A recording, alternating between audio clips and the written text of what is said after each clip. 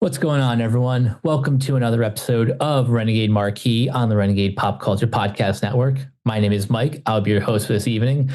Joining me for the first time in a while, actually, we got my buddy Matt. Oh, hello. I didn't know that was my full intro.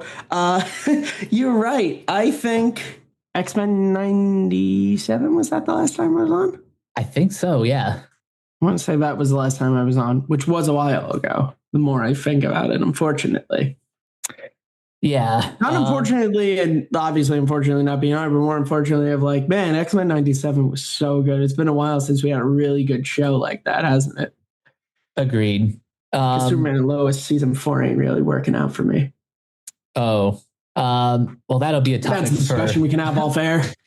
Yeah. For now, we are talking about the latest film from Dwayne "The Rock" Johnson and his $7 production, Red One, directed by Jake Kasdan, from a screenplay written by Chris Morgan. The plot of this one is pretty simple. It stars Dwayne Johnson and Chris Evans as the guys who need to save Santa Claus from being kidnapped. That's really all that the trailers have really given away. We will get into spoilers because for some things, talking about this movie would be impossible if we didn't. But yeah, for now, one very big thing. Yeah, we'll definitely get into that. But for now, I just want to know your general thoughts from before you saw the movie, all of your preconceived notions, and then what you think once you finally sat down to watch it. Okay, so I saw the trailer. I'm trying to remember if it's so hard to tell these days if it was I went to go and see a movie a couple months ago and it was attached to the film, or if it was I just watched it on YouTube. I can't quite remember. But I saw the trailer. I was like, oh, that looks fun. And it's I like The Rock and I like Chris Evans and I love Christmas Time, and J.K. Simmons. So I was like, that, it's like a fun action movie. And then, of course, I think being the space that obviously me and Mike are, and if you're listening to this, I assume you are too, the rumblings of this film's kind of consensus from critics wasn't so great. I watched the John Campea show every day, and he was kind of following that like, it doesn't sound too good. But you know what? I made a tweet about it, and I was like, you know what? I don't care. I'm going to see this movie, despite what the reviews say, because, look, there's a history of great movies that, were poorly received, or I have a history of liking movies that are poorly received. So I guess you want my general thoughts on the film now, or? Sure. Yeah, I hate saying this because I need a preference, and I did this when I wrote my Facebook and Letterboxd review. Like, I liked the movie, but I wanted to like it more. This is one of those films that if you saw the trailer, you kind of seen the movie. But that means if you saw the trailer and you went, oh, that looks fun, you're probably going to have a good time with it. But if you saw the trailer and you're like, I don't look too good, you're probably not going to like it. Like, I got exactly what the movie marketed to me and nothing else. Like, war of action is sure, but could use a little more. War of laughs in this. Sure, but I would have liked to have laughed a little bit more. Like, it kind of, it's one of those movies to where the marketing didn't lie to me, but it certainly didn't, except for, I guess, one major element, it didn't really hold anything back from me either. I think that's a fair assessment. Something I brought up in my Letterboxd review is, in our space, being a movie fan is more than just going to see movies and talking about them with your friends.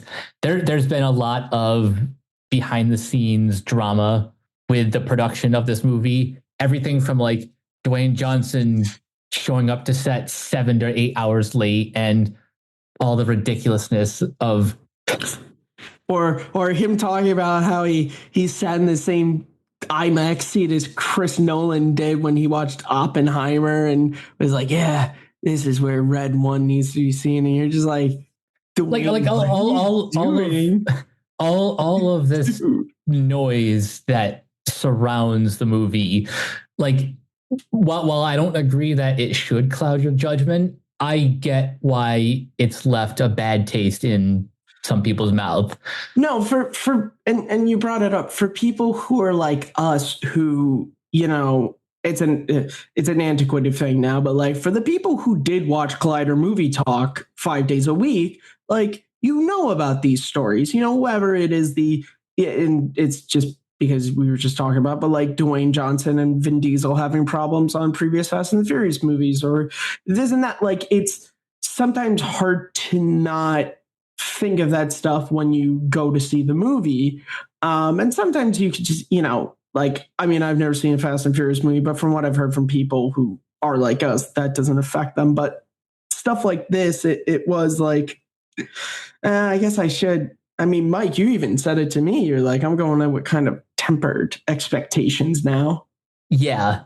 And also, as someone who has seen all the Fast and the Furious movies, one of the writers of this movie wrote like the latter half of the sequels.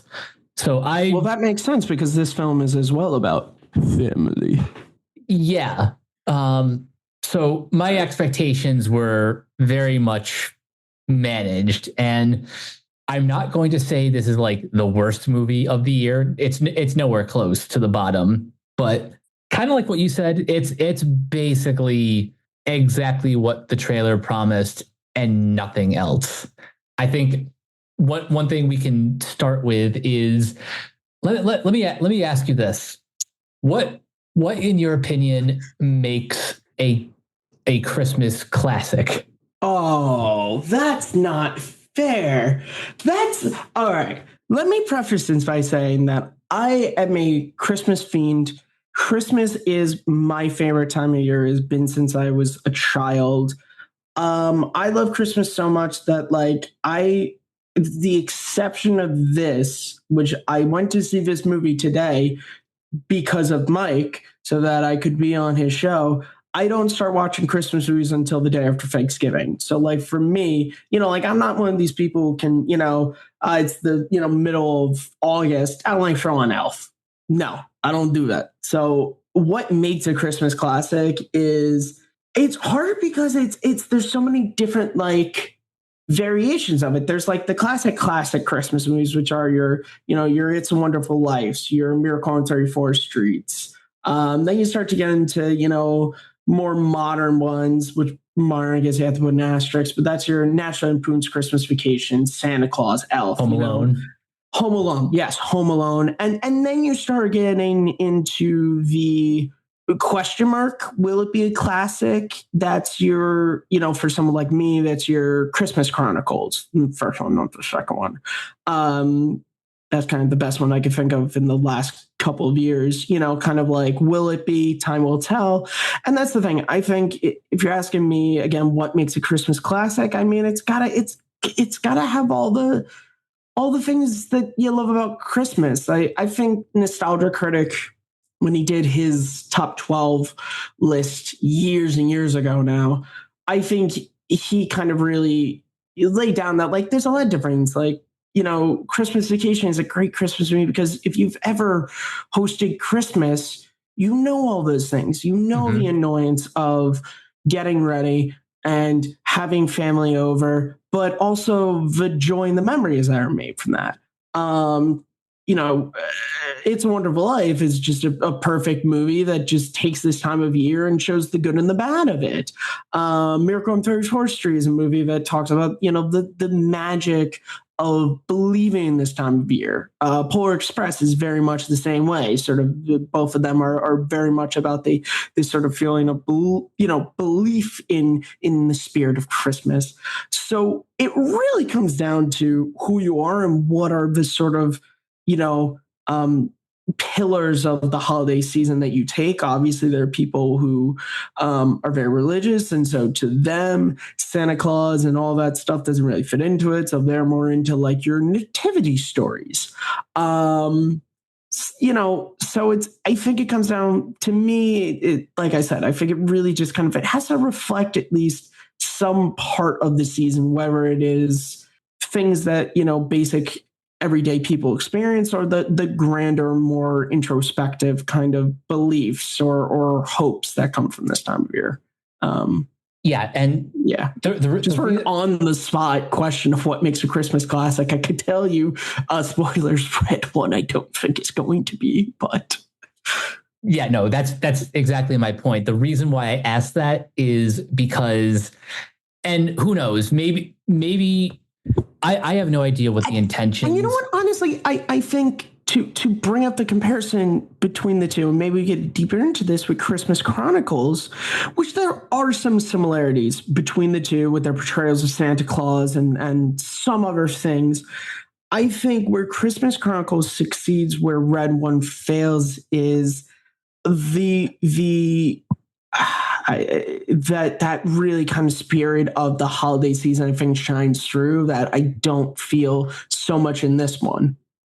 That's kind of what I was getting at. And again, I have no idea what the intentions were with the creative team. I just personally didn't feel the Christmas spirit. If you were to ask Dwayne Johnson, Mike, I think I know what he would say to you. If you were to ask him that question, he would say, "It doesn't matter what you think." So, I was expecting that. But no, back to what I was saying. Like, I didn't quite feel that in the writing, and what's kind of frustrating is like the Christmas spirit is more than just how the film looks. Like visually, this is unmistakably a Christmas movie. They honestly did a really good job. The North Pole. They did a decent job in this one. Yeah, they did a decent job of like establishing the world of the North Pole. I think all the creature designs are really well done. I mean, the opening scene in the mall, I think, really captured like that is any mall at Christmas time. Oh, like absolutely. It looks just like that, And I think that was just a perfect way to introduce this version of Santa. Like it was I don't think I've seen that before in a movie, except for Miracle on 34th Street, of course. Sure, that's the only. But that's a different kind of story. But it was an interesting kind of thing. Yeah, I think what I liked about that opening sequence is like it establishes how seriously this version of Saint Nicholas takes his role, and how just invested he is in keeping like the magic of Christmas alive. But that's kind of where the magic of Christmas sort of begins and ends until we get to the end. Yeah, I agree. Which you can argue is a part of the story, because I do think that they maybe a little heavy-handedly, but they do kind of set up Dwayne Johnson's character. Was it Callum? Yeah, Callum Drift. Callum Drift. They do kind of set up his sort of story arc visually, in that you do kind of see what he's seen from the holidays versus what Santa sees from the holidays. Is it a little heavy-handed? Maybe, but I mean, he's not wrong. And again, with the depiction of the mall, it's not a completely wrong depiction. Oh no, not at all. I'm sure, like anybody else, and geez, we can talk about last night and somewhat related to this. It's nice to watch Callum, sort of attack that influencer. It's always fun to see. Always fun to see. I did enjoy that quite a bit. I was there for that. All right. And even like, and again, talking about J.K. Simmons, I really like that, the kids making the cookies, macaroons, right? Were the cookies. Yeah. And then you learn, spoilers, I guess, you learn later on that like Nick doesn't like macaroons, but like, with the way J.K. Simmons is just so exciting, he's like, I love macaroons. You're like, oh, because that's what you love. That's the Santa you love. He's like, yeah, I hate these, but I'm not going to tell children that made this for me that I hate them. I'm not going to do that. J.K. Simmons, I mean, it's kind of cheating because he already played Santa Claus in the excellent movie Klaus, but he is just kind of perfect for that role. Yeah, we'll get into issues, which is not his fault, just with the nature of the story. You just don't get to.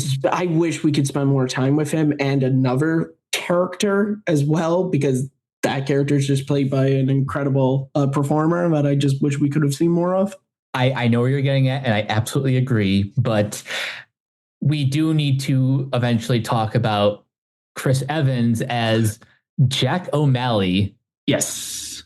Which I swear for the longest time, I thought like he'd be playing like kind of a cheeky version of Jack Frost, but that's not the movie we got, sadly. No, that is for Rise of the Guardians, which is a great movie, by the way. Did I lose? Oh, I thought I lost. Yeah, no, I'm back. Jack O'Malley. This I see what they're trying to do. Go on, Mike. Go on. I like that setup there. That long pause says a lot. I see what they're trying to do with his character. It's really kind of a generic Christmas story. Okay. He is the most very early on. You're like, okay, I see what your story is. And just his character himself, which I will say, I think we'll get into this more. I think I did get a little bit more enjoyment out of Chris Evans in this movie than I did Dwayne Johnson, but like his character is very much, I know I saw some people making this comparison when I think the trailer came out, but like very like early 2000s, like Adventureland waiting, like Ryan Reynolds kind of, oh, I'm the fast guy and I don't give about no one but myself kind of dude, Yeah, it's kind of like he's channeling that version of Ryan Reynolds, and also kind of like pre 2005 of like Chris Evans' own roles, like from before Captain America. Yeah, not another team movie, like stuff like that. Like it feels like, I guess it's not an antiquated character, but it is like we have seen this character before. Oh, they're the greatest hacker in the world. No one's better than them. It's like, well, all right. Well, yeah, I haven't seen nine. Can we get all these hackers in the world all together and see, is this this is Neo, this is, John Connor, like, it's just, come on, guys. Other characters exist. And also the fact that he's a deadbeat dad. Like, how many Christmas movies do you know that have that like exact through line? Yeah, it's a deadbeat dad. It's always a deadbeat dad. And of course, his dad wasn't in the picture for him, so he didn't know how to be a good dad. It's like, all right, like, come on, guys, please. Like, that's almost like, and again, I'm guys, I apologize that we're just probably going to be referencing other Christmas in this, but like, it's honestly why I kind of like Santa Claus, because like, at least even in that first movie, Scott Calvin was a perfect person, but they did kind of establish that like he's not a deadbeat dad. Like he is there for Charlie, and maybe he's not as involved as he gets later on in the movie, but even those opening scenes, it's like clear that like, yeah, Charlie likes spending time with his mom a little bit more, but like it is clear that he is like a decent dad. Yeah, it has been a while since I've seen the Santa Claus movies. Dude, that's my Christmas Eve tradition since I was a kid, is the first Santa Claus every year. Nice. Mine has always been Scrooged. That's a good one. Yeah, Santa Claus for me. I love that movie. But yeah, getting back to Jack, I think towards the second half of the movie, when this tries to be a little bit more sentimental, we start to see a bit more of the, I guess, modern Chris Evans in like his inflections.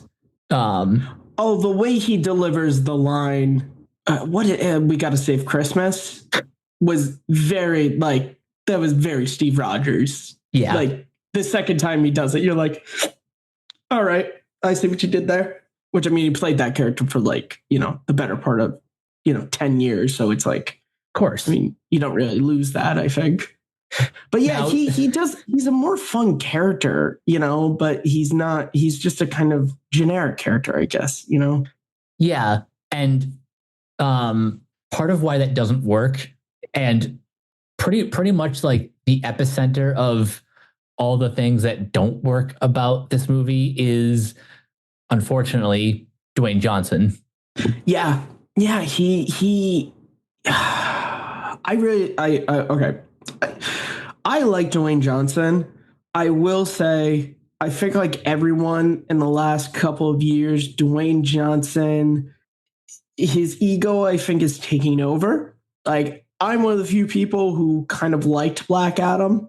I'll be honest, I haven't watched it since theaters, but you hear him again, conversation like that, but you hear him talking about, he was like, yeah, the DCU, it's going to be Black Adam and Superman. You're like, why? And then, like this, quote about watching Red One in the same IMAX theater in the same seat that Chris Nolan watched Oppenheimer. And you're just like, why, man? And his character he plays it, I think, too straight that it's not fun, Yeah, like you hit the nail right in the head. Like, and this is the tone of this movie is very inconsistent because yes, some of these actors are, or at the very least, Evans is a lot more jovial, trying to inject some like witty banter.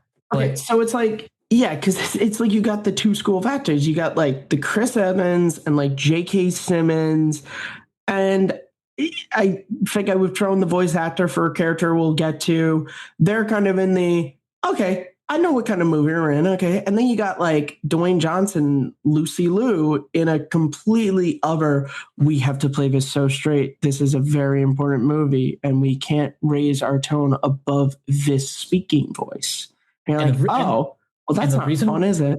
And the reason why this doesn't work is because, again, I brought this up in my Letterboxd review. It's not the same thing as like Leslie Nielsen in Airplane was playing the role straight, but the movie around him was this like. But that was where the comedy of Airplane is derived from. Everything they're doing is taken seriously. That's the humor of it. Like that's the humor. It's it's like Young Frankenstein. It's like Young Frankenstein. It doesn't do very different things from what the Universal Frankenstein films did. It just adds that extra twinge of like the blind man. Like, yeah, what if he did like the monster's hand on fire? Wouldn't that have been funny? Like, but like here it's just like you're playing it straight, but it's not funny. And what sucks is we've seen Dwayne Johnson play a character similar to this, but better. I'll say it in Baywatch. I think if he had played Callum like he played his character in Baywatch, it would have been more fun. Because he was kind of the straight guy to sort of Zac Efron's maybe a little bit wackier, but he still had his moments, of where I just wish he would have played it like that in this movie. Yeah, that's actually a good comparison. Or to bring it closer to Jake Kasdan's previous films, I loved Dwayne Johnson in the Jumanji sequels. I think he did a much better job of. Yeah, I've never seen those movies, so I can't really comment on that. So basically, those movies are. I know what they're about. I know that like he is not a by snatching, but like I guess he's like a video game character is being controlled by like kid. Yeah, like I've seen the trailer to the first one, so I have a general idea. I just can't fully speak to his performance in that. But those movies are just more fun, and I'm not getting that same level of fun in the material, and maybe that's just because sometimes this happens where like the writer and the director just aren't on the same page as far as like their sensibilities. There's so many examples of just like page to screen and just something gets lost in translation and maybe the understanding of how a character was supposed to be versus what they end up being in the movie are just two separate things, to where it's like you might have had a Leslie Nielsen on the page, from Airplane on the page, but then you don't get that on the screen because it's just a a miscommunicate. I don't know what happened here. If I have to say anything, knowing, it was his production studio, I'd have to say, Dwayne Johnson definitely had, I feel like, more control over his character than an actor would in another movie, similar to, let's say, Tom Cruise in the Mission Impossible series as a producer on that. Like, he really, writers can write stuff, but if Cruise wants to change something about Ethan Hunt, they're going to change it because it's, Tom Cruise, Right. So something else I wanted to bring up, and I don't know if anyone has ever even thought of this movie since it debuted on Netflix. There's something about this movie that reminds me of Bright, that movie written by Max Landis. I guess it's I guess it's just the fact that there's what movie? What movie? What was Bright? Bright with Will Smith and Joel Edgerton. Oh my God. Yeah. I never saw that, but I know exactly what you're talking about. Yeah. That was one of those, like Project Power, like that was from that weird era of Netflix movies where these things had big name actors and they just came and went. Yeah. I just kind of got sort of that vibe from a lot of the mythological elements in this movie. Like this doesn't just have Santa and the North Pole, but it's got like talking animals and like, but again, what's so weird is like, again, going back to it's the movie is the trailer and nothing more. These elements are there, but there's no real explanation. Like they have a reason why Dwayne Johnson is an elf and it's another acronym, as many other movies have done. But then there are creatures to where like, are those supposed to be the elves in this? Because then we have like polar bears and penguins and, but like, then we got these weird, like, what are you? Are you supposed to be an elf? Like what? Yeah. Also, since you brought it up, there are so many goddamn acronyms in the dialogue. Yeah. I wish I like actually did a tally of how many there were, but like elf, ELF, and then all of these other different like code words and stuff.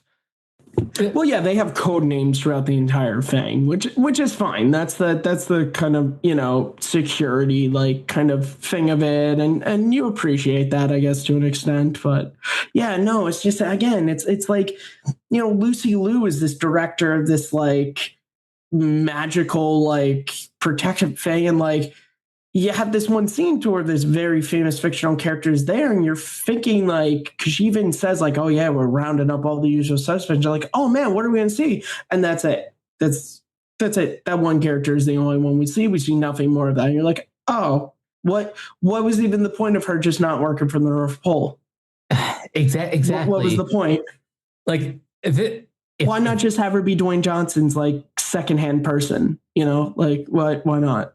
Exactly. Like if this movie came out in the 90s, like I'm sorry that this review is turning into comparing this movie to other movies, but I am seriously reminded of a version of this similar to Men in Black, where they go into, I guess, like the headquarters of this magical mystical place, and we get to see all these different creatures and not just one example.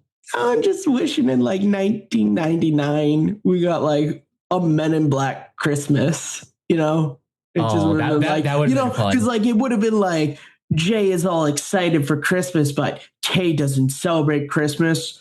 I don't believe in that kind of thing, kids. Oh, come on, Kay. You gotta believe in Christmas, man. It's all, like some weird alien. And, at the end, Will Smith has to do like a Christmas rap, like, yeah, get your stockings.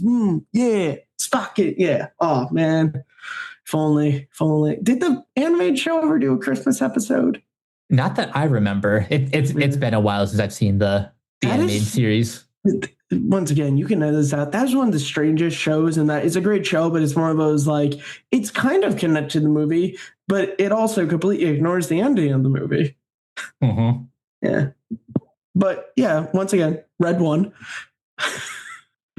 But yeah, no, I agree. It's like, again, these great ideas are introduced and then nothing is explored with them. It's a very frustrating experience, and it really is hurt by the fact that there's a lot of exposition, but we don't really get time to live in the world and explore all these different mythological creatures. Like I will say, unironically, the MVP of the movie is Krampus, played by, let me see if I can pronounce his name right. Christopher Heveju. That sure. Yeah, that is 100% it. Yeah, Krampus only shows up in two scenes. One where you see it in the trailer. It's the one where like Dwayne Johnson Slap has fight. Yeah, it's the slap fight. And then he does show up towards the end to help with the big battle against the main antagonist, who I don't think is ever brought up in the trailer at all. No, and even I'm literally have the cast up on Google. The actress, it's not even given a character name. So the character is an Icelandic monster named Grilla, played by Kiernan Shipka. Who, I don't know about you, Mike, but I spent the first couple of her scenes going, is that McKenna Grace? I feel like I would have known McKenna Grace was going to be in this movie. So I apologize to this actress because she's not McKenna Grace. No, she's not. Really similar, man. But you have seen her already this year. She was in the opening of Twisters. Oh, she's that person? Yep. She's one of, oh, okay. Yeah. All right. There you go. Which is why I'm kind of surprised that she had as big a role in this as she did. Hey, fair enough, man. Wasn't she? Yeah, she was on Mad Men. Yeah. And she's also Sabrina. Daughter. Oh, that's her too. I knew, God, it's one of those things where it's like, once I knew she was in McKenna Grace, I'm like, I know you from somewhere. And it's like a lot of stuff that like I may not have. Oh, yeah, because she's in Totally Killer. Like, yeah, she's one of those just like, oh, wow, all right. Yeah, a lot of things. Oh, I do like how Google says people also search for McKenna Grace. I'm glad I'm not alone. Of course. So what did you think of the villain? The villain was like Ryan I'm so sorry. Like Chris Evans. Sorry. Like Chris Evans, very been there, seen that, kind of know what you're doing. It's the, I'm the evil man, I'm the downside of the Schwartz to Santa Claus's upside, like, all right, I get it. You wanna everybody, it's Toy Santa from the Santa Claus 2. It's everybody's too naughty and it's about time that someone does something about it. And you're like, all right, cool. There's a really cool moment very early on when when Callum and Jack learn about her that never comes back again. And you're like, it seems like a weird kind of power to set up that you just never use again. But all right. And then we'll get into this. It does a thing with the third act that a lot of movies do with their villains that I absolutely despise. Oh, you mean where she turns into a giant beast in order to... Okay. Spawn did the exact same thing with the clown, to where it's like throughout the whole movie you have John Leguizamo, who is this character who has this personality, and then at the end of the movie it just turns into this basically silent creature. Same thing here. You have this character that has, albeit a generic personality, but a personality, and then in the very final act just turns into a just basically silent grunting monster. And it's like, now to be fair, that is accurate to the Icelandic folklore. Like, it's accurate, but it's accurate, but I don't like the, because to compare it, Mike, you're the animation guy. Aladdin, when Jafar turns into a snake at the end, he's still Jafar, stop it, too. Like, he doesn't just turn into a big snake and just is grunting and everything. He still is Jafar, whereas here it's just, Christmas. It's like, all right, well, thanks for all the character in the first two acts that we're just forgetting about now. Great. Oh yeah, no, I get what you're saying, and yeah, it's just kind of disappointing how much the third act just and kind the of third act is just so underwhelming. And I say that even while appreciating the attempts at finding like heartfelt moments. Yeah, Like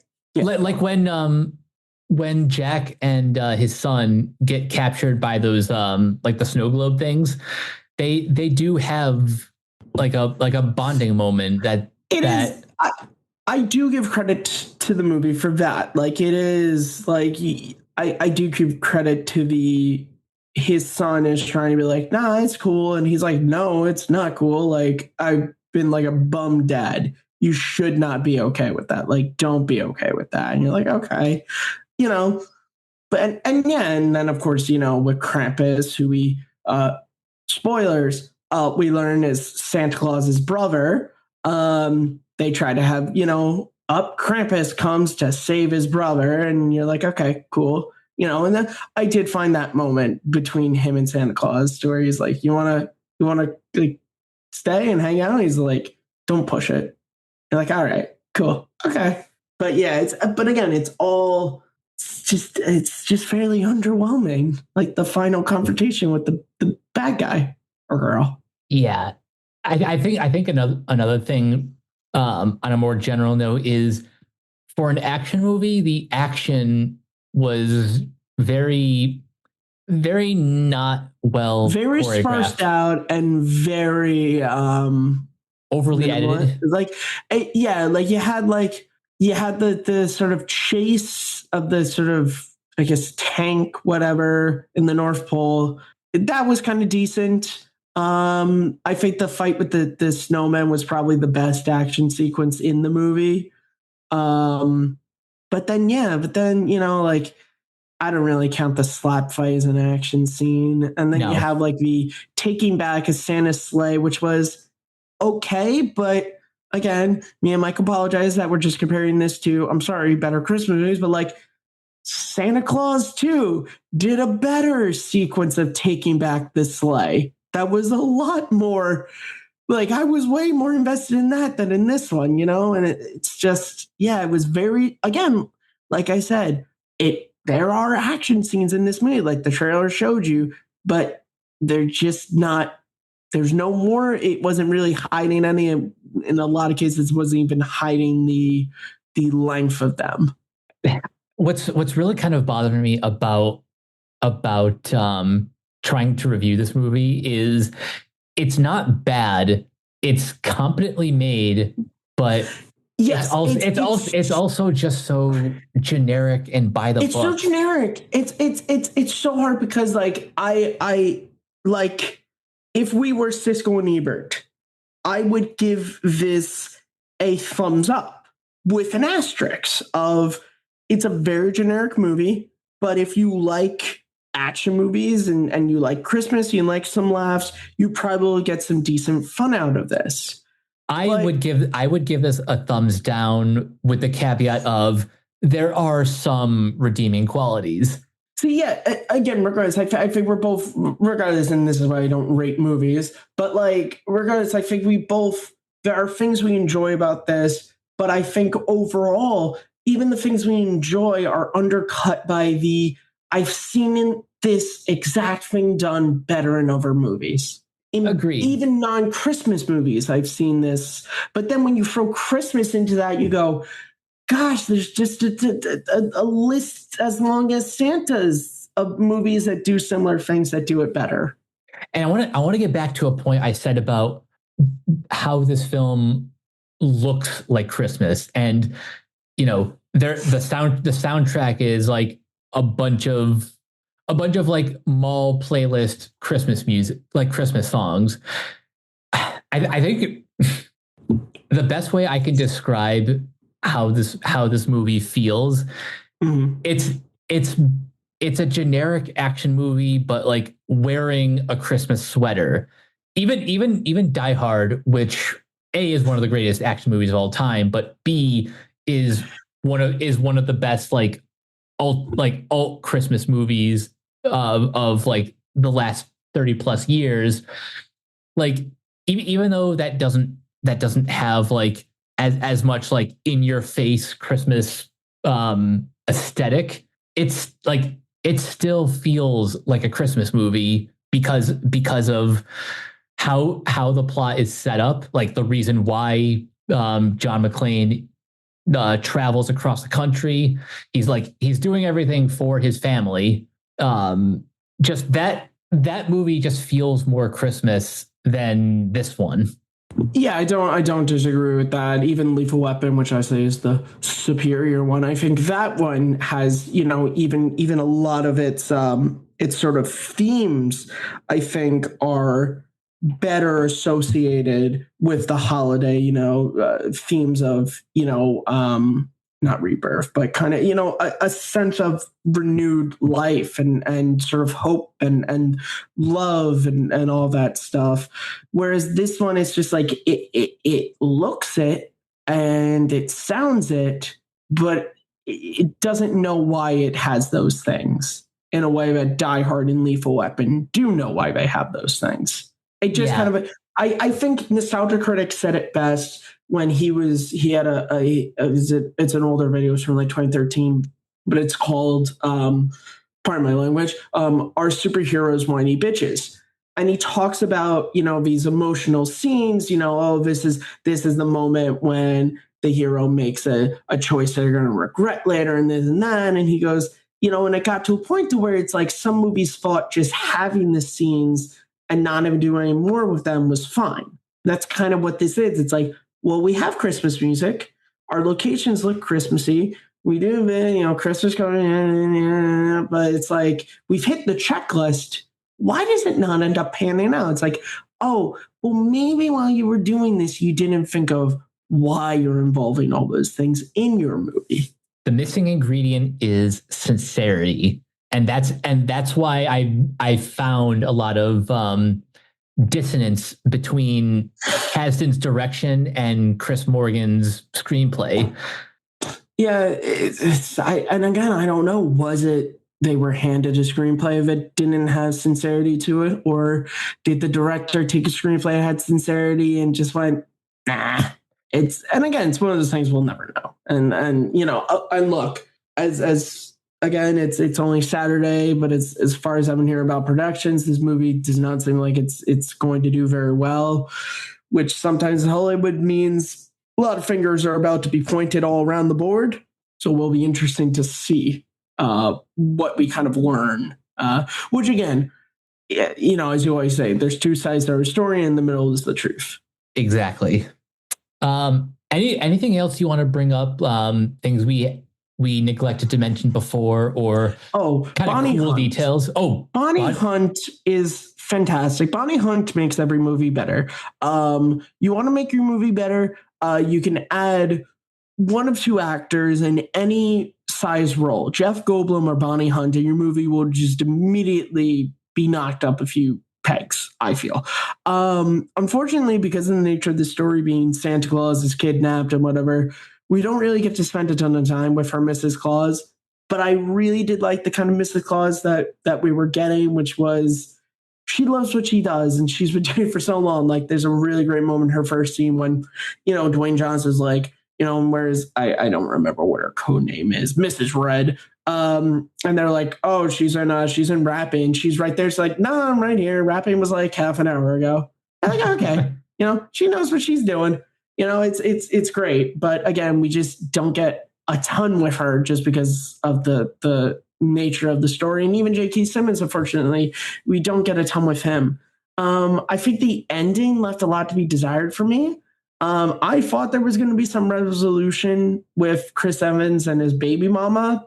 That's what I thought. I was waiting for that, and then it's just kind of like it ends on this fly, and you're like, oh, that's a little weird. I honestly thought it was going to end at the concert, like she was going to be at the concert, and then she goes to sit, like she's talking to her son, and then she goes to sit down, and oh, Chris Evans is already there. And that's how the movie kind of plays out. And oh, maybe Dwayne Johnson and Santa are in the back watching the concert, and that's how it ends, you know? Yeah, that's kind of like a classic like final scene that is just kind of not present in the movie. Yeah, and I like a part that they do at the very end. I think that part when Callum looks at Jack and his son and sees Jack Young from the opening scene and turns to Nick and is like, "Oh, you've finally seen it. Like you finally get why I still have hope." Because in every naughty adult, I apologize for the phrasing. In every mean, nasty adult is still that hopeful child. You know, like I liked that. Yeah, that was a cute moment, and I guess maybe that would have hit a little bit harder if I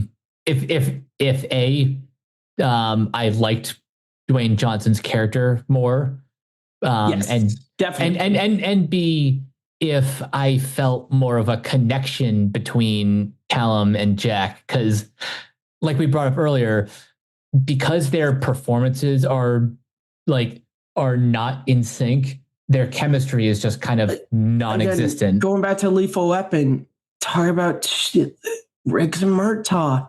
By the end of that movie, God, you feel that. You feel that friendship that has formed, and that, you know, the moment when, you know, Riggs is leaving and Murtaugh goes and goes, "You think I'm going to eat the worst Christmas dinner in the world without you? Like, we're partners," you know, and you're like, oh, yes, I feel this because I've seen this entire movie, these two actors building to this. I feel this. Whereas there, you're right. It's just like, really? Where are you friends? Is that what's happening here? Okay, I guess. And because of how poor this movie is probably going to do at the box office, it's not like this is going to get like a sequel or anything. So no, and again, unfortunately, with just Dwayne Johnson and kind of how he's kind of been seeming, you know, how he's kind of been seeming recently. Who knows? Maybe he was planning for there to be a Red 2. And so that's why this movie was maybe a little bit more exposition heavy, because in the sequel, when we take on Jack Frost, you know, that's when there will be no sequel to this. Yeah, no sequel to this at all. Not at all. So on the whole, I would say it's fine. It's passable entertainment at best, but as we've demonstrated, there is no nutritional value to the 123-minute runtime. Yeah, I think, again, I will reiterate, I liked this. Am I going to go back and watch it again? No. Am I going to buy it when it comes out on Blu-ray and add it to my Christmas shelf? No. If I was somewhere and they were playing it, I would not be opposed to it being on. I wouldn't be like, oh God, I'm not going to sit through that. If you have kids and they kind of like the trailers, you could do worse at Christmas time, I think. You could do worse. But as me and Mike pointed out, you could also do a lot better. Yeah. I like the movie. I wish I liked it more. I just wish it went more above the surface than just kind of remaining surface level. Agreed.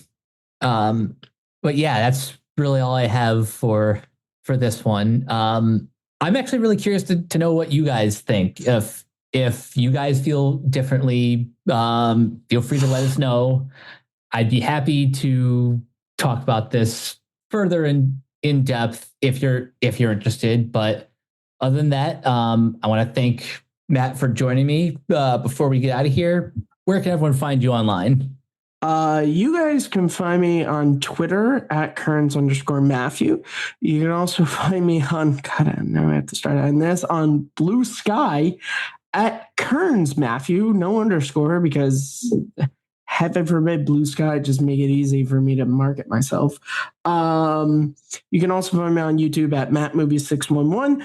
Hopefully I'm going to have some newer stuff coming out there. Also, Matt Movie 611 on WordPress. Basically, Matt Movie 611, YouTube, WordPress. That's me. So you can look there, both of them, Letterboxd as well as Matt Movie 611.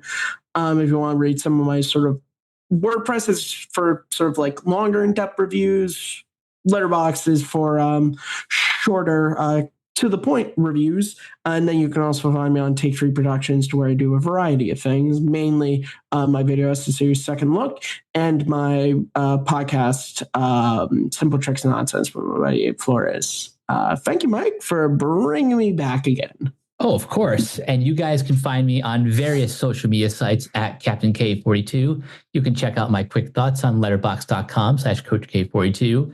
And you can follow Renegade Pop Culture on Facebook and Blue Sky at Ren Pop Culture. You can also find us on YouTube, on Podchaser. Consider supporting our Patreon at patreon.com/Renegade Pop Culture.